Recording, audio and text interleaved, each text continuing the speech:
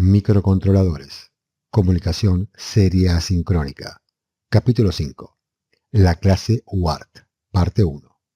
Veremos en esta primera parte el diseño e implementación de la clase UART, una primera definición de esta, y nos enfocaremos en el desarrollo del constructor, usando el LPC 845 como base, pero sin dejar de lado que nuestro principal objetivo es aprender a programar y desarrollar estrategias adecuadas de programación. Al hacer este vídeo, se asume que ya han visto y entendido los capítulos anteriores. Si todo esto está bien, iniciemos. Lo primero a tener en cuenta es que estaremos trabajando principalmente en la capa de software de primitivas, entre la capa de aplicación y drivers. Es decir, que nuestro código debe ser portable. Obviamente, la parte correspondiente a la configuración del periférico y las particularidades de cómo se manejan las interrupciones serán propietarias de este micro o de su familia.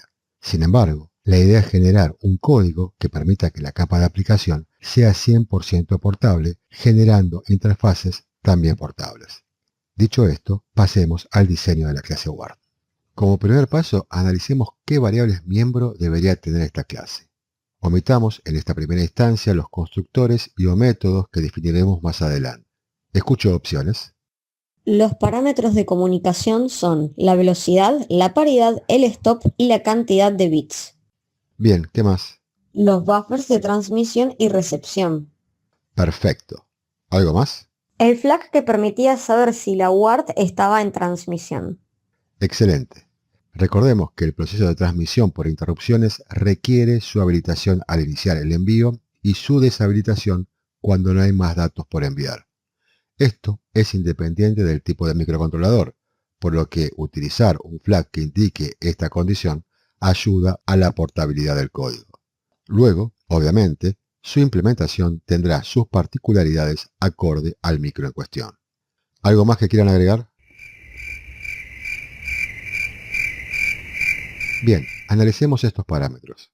El flag de transmisión ya dijimos que es necesario, y si es un flag, lo lógico es que sea del tipo booleano.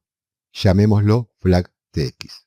Luego tenemos los buffers de transmisión y recepción, que funcionarán justamente de buffers entre el objeto UART ubicado en la capa de primitivas y la función de interrupción de la UART en la capa de drivers. Para ello vamos a usar dos colas circulares, ajustadas al tipo de dato unsigned de 8 bits. En la descripción encontrarán vídeos explicativos a este tipo de memoria. Tipo de memoria que ha sido acondicionado a este tipo de entorno y que explicaremos brevemente en próximos vídeos. Finalmente, los parámetros de comunicación. Bien, acá debemos analizar cuándo se usan estos parámetros. ¿Se usan para configurar la UART? Sí. ¿Se usan después? La verdad es que no. Una vez configurada la UART, estos parámetros no se usan más. Alguien podría suponer que sería interesante conocer con qué parámetros está configurada la UART. Si bien podría parecer interesante, la verdad es que en forma práctica no se usa, motivo por el cual lo omitiremos. Sí podría ser interesante contar con un método que obtenga estos parámetros de configuración directamente de los registros de la UART. Queda como tarea para el hogar. Pero todavía nos está faltando algo importante. La UART que vamos a utilizar. Podríamos pensar en el número de UART, 0, 1, 2, etc. Y podría ser esta una buena opción. Pero en rigor lo que necesitamos es acceder a los registros de esa UART. Recordemos que cada UART tiene una ubicación dentro del mapa de memoria y que dentro de cada UART tenemos sus registros de configuración y operación bien definidos. Tan bien definidos que tenemos la estructura userType definida en el LPC 845.h que se amolda perfectamente. Si no lo recuerdan, vayan a repasar. Volviendo a nuestro constructor, lo que necesitamos es este puntero al bloque de UART que queremos utilizar, al que obviamente vamos a acceder a través del número de UART que vayamos a elegir para la aplicación. Ahora sí, vamos a los métodos públicos, en donde obviamente tendremos al constructor y mínimamente un método para transmitir y otro para recibir. Es claro que estos métodos van a estar accediendo a los buffers privados recién definidos. Pero, Hagamos un alto en este punto. Si queremos enviar un mensaje a través de la UART, podemos, desde la capa de aplicación, utilizar, por ejemplo, la primitiva transmit, la cual escribirá en el buffer de transmisión los datos que queremos enviar. En este caso, una cadena de caracteres. Ahora, ¿cómo hacemos que los datos que están en el buffer pasen al registro de transmisión de la UART? Bien, para ello está la ISR, Interrupt Service Routine, o simplemente la función de interrupción de la UART, que accederá a los datos del buffer cada vez que se produzca una interrupción de transmisión, extraerá un dato del buffer y lo copiará al registro de transmisión. Es decir, que esta función de interrupción tiene que acceder de alguna manera a los miembros privados del objeto UARTX. Esto lo puede hacer a través de métodos miembro tipo getters y setters, o declarar a esta rutina de atención a la interrupción como una función amiga. Sin embargo, lo más adecuado y además simple será crear un método de la clase para atender a la interrupción, cosa que parece fácil, pero que presenta algunos aspectos no muy evidentes. Veamos cómo queda una primera versión de la clase UART y una primera implementación del constructor. En modo privado teníamos los buffers de recepción y transmisión implementados con colas circulares, el flag que nos permite saber si estamos o no en proceso de transmisión y el puntero a los registros de la UART. Y en el modo público tenemos el constructor, que en breve veremos qué parámetros vamos a necesitar, el destructor, que en rigor no tendría mucho sentido, ya que en general, cuando en un micro se configura una UART, es para usar hasta que el microcontrolador se apaga. Al menos un método de transmisión y uno de recepción, que seguramente vamos a sobrecargar en próximos vídeos, y el método que se va a utilizar para atender la interrupción. Ya veremos cómo se implementa y cómo hacemos que la interrupción la ejecute. Pasemos ahora al constructor, el cual iremos viendo por partes. Iniciemos con los parámetros intrínsecos, los cuales ya vimos en el capítulo 2, así que si algo de esto no lo recuerdan, les recomiendo rever el capítulo. Lo primero que vamos a hacer es encender el periférico y definir la fuente de clock, para lo cual debemos acceder a los registros de configuración del sistema. Allí encontramos justamente el registro de habilitación del clock, el registro para reiniciar el periférico, acción que es recomendada por el fabricante al momento de su encendido, y la selección de la fuente de clock. Para acceder a estos registros, el fabricante nos provee la estructura syscomtype. Luego, simplemente se define el puntero syscom del tipo syscomtype que apunta a la tabla o bloque de memoria en donde se encuentran estos registros, lo que brinda una manera muy simple para acceder a cada uno de estos registros. Todo esto se encuentra disponible en el archivo de cabecera LPC 845. Para habilitar el clock del periférico, consultamos el System Control Clock Register 0. Allí encontramos qué bits corresponden a cada UART. Los bits 14, 15 y 16 habilitan las UART 0, 1 y 2, mientras que los bits 30 y 31 corresponden a las UART 3 y 4. Luego, simplemente colocamos en 1 el bit correspondiente para activar el clock del periférico. Ahora bien, para simplificarnos la vida, podemos crear un array indexable y a partir de allí simplemente habilitar la UART seleccionando el bit adecuado usando el número de UART como índice a este array. Luego, el fabricante nos recomienda reiniciar el periférico. Siendo que las ubicaciones de los bits a utilizar en este registro son los mismos que en el registro anterior, podemos utilizar la misma estrategia con el mismo array. Finalmente, dentro de los registros del syscom, definimos la fuente de clock, que como vimos en su momento, lo configuraremos en 0. Aquí, como tenemos un registro por periférico y los primeros 5 registros corresponden a las UART, simplemente utilizamos el número de UART como índice a los registros. Aunque, si alguno se pone riguroso, el manual nos indica que solo los primeros 3 bits corresponden a la fuente de clock. Los bits restantes están reservados, por lo que lo correcto sería poner en 0 solo estos 3 primeros bits. Colocar solo estos 3 bits en 0 o todo el campo para nosotros va a ser indistinto, aunque, ante la duda, el manual tiene razón. Hasta acá los registros del syscom. y el único parámetro que necesitamos para esta configuración fue el número de Ward. Pasemos ahora a configurar los pines que vamos a utilizar para la recepción y para la transmisión. Para realizar esta configuración, utilizaremos la función pinassignConfig vista en su momento.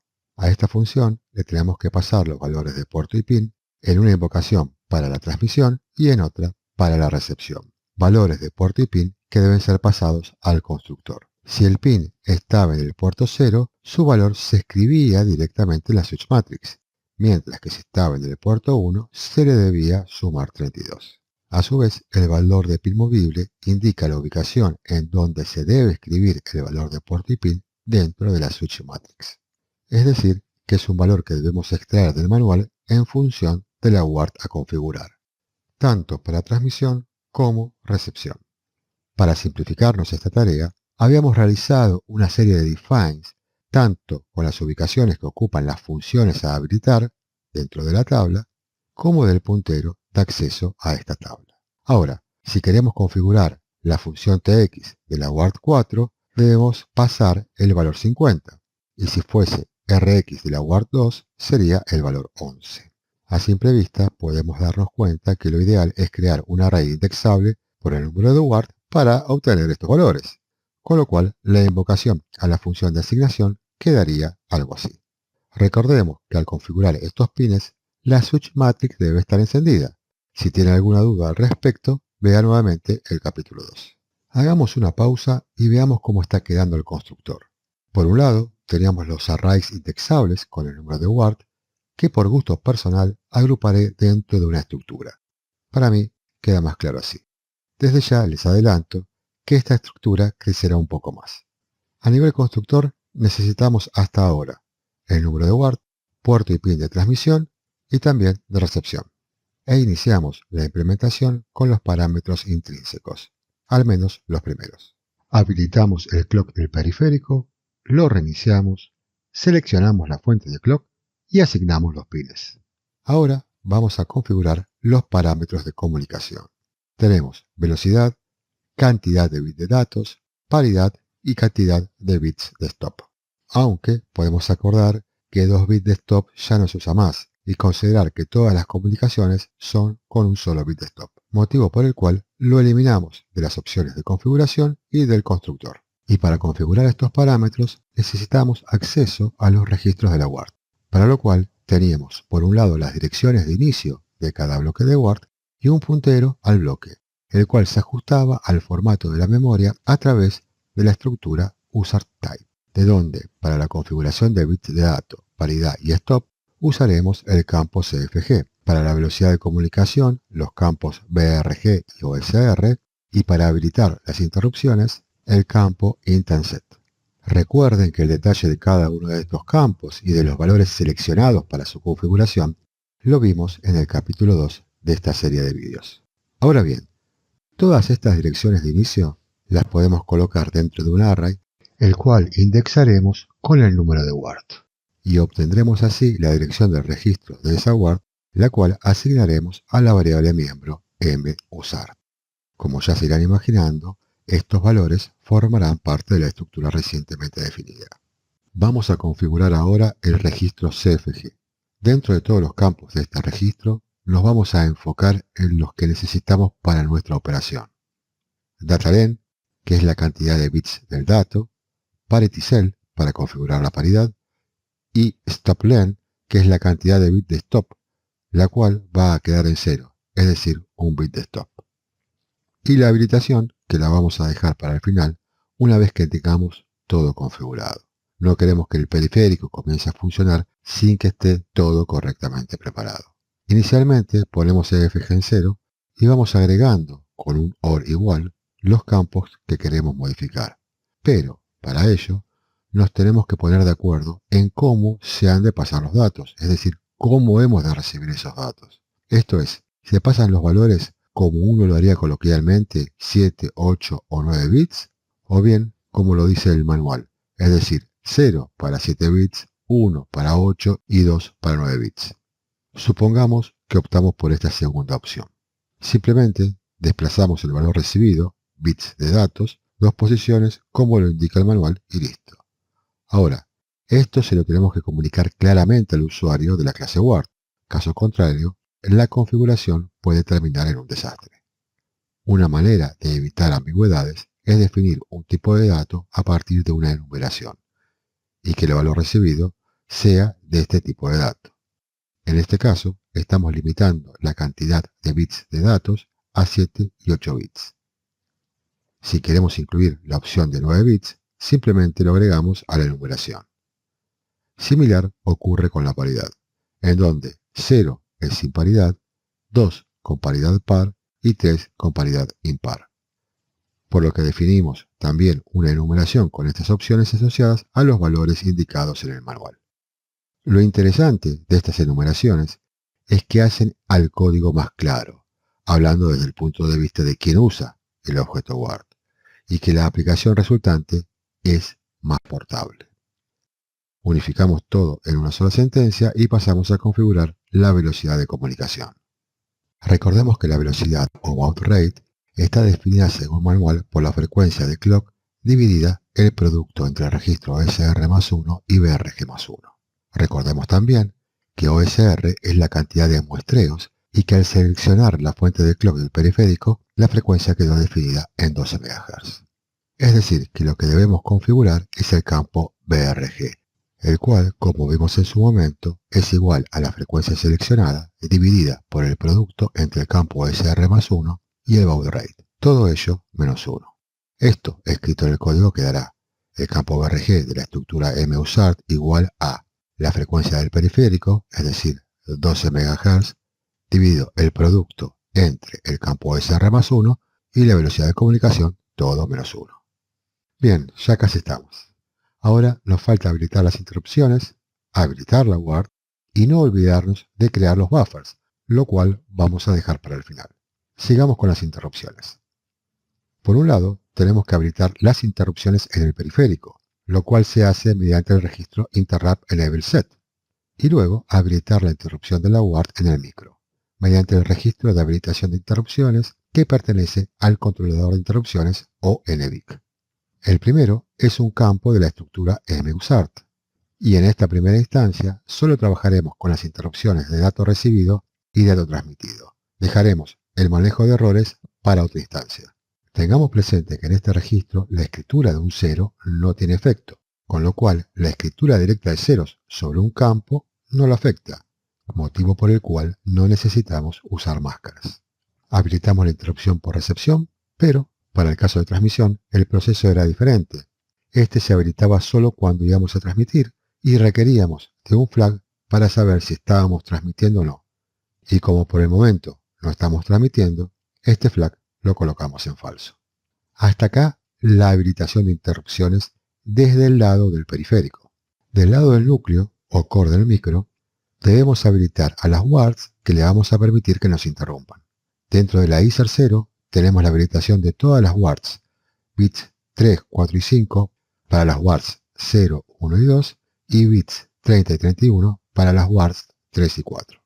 Ahora repetimos la estrategia usada en su momento, armamos un array con las ubicaciones de los bits dentro de este registro y simplemente hacemos la habilitación según el número de ward.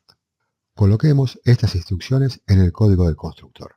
Habilitamos las interrupciones en el periférico y en el núcleo del micro. Finalmente, habilitamos el periférico, colocando en 1 el campo Enable del registro CFG. Ahora bien, una vez habilitada la ward y las interrupciones, al recibirse, por ejemplo, un dato, se generará una interrupción que invocará en forma automática a la función de interrupción acorde al número de ward, ejecutándose el código correspondiente. Bajo el concepto de tener una clase para el manejo de las wards, el código en la atención a la interrupción debería ser independiente del número de ward. Las únicas diferencias en su comportamiento deberían estar asociadas a su configuración, no en el código. Con lo cual, podríamos agrupar todo este código en una única función, la cual sea invocada desde las interrupciones. Ahora bien, por un lado, desde esta función debemos acceder a los miembros de la clase. Esto se resuelve haciendo a esta función amiga de la clase ward. Pero, ¿acceso a qué ward? Supongamos se ejecuta la ward 2. Nos falta el objeto que maneje la UART2. Tenemos que poder acceder a él. Podemos, por ejemplo, declarar al objeto UART2 global. Entonces, simplemente llamamos a la función con la referencia a este objeto o a este puntero. Obviamente, lo mismo deberíamos hacer con todos los posibles objetos UART.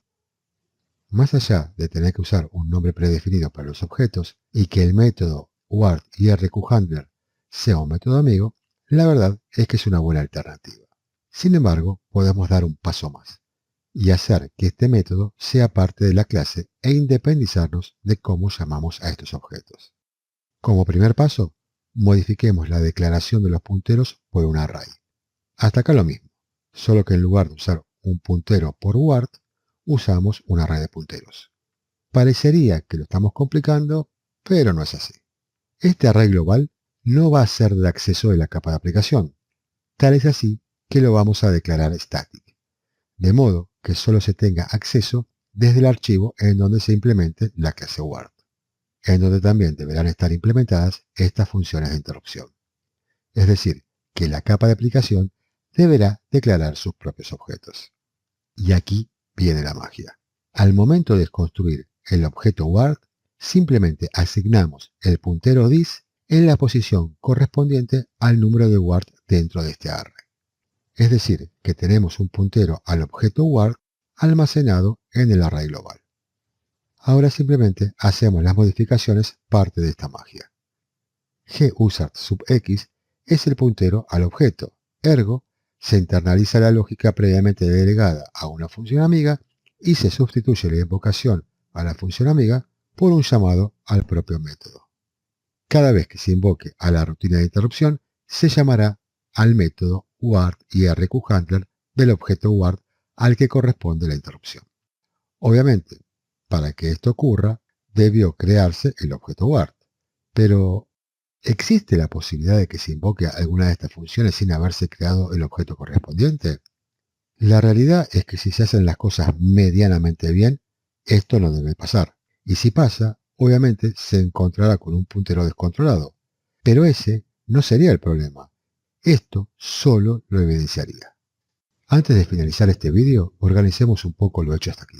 Para facilitar su seguimiento, en la descripción encontrarán un par de archivos con este código. Veamos primero la definición de la clase. En forma privada tenemos el puntero al bloque de configuración del periférico, los buffers, que ya vamos a crear, y el flag de transmisión.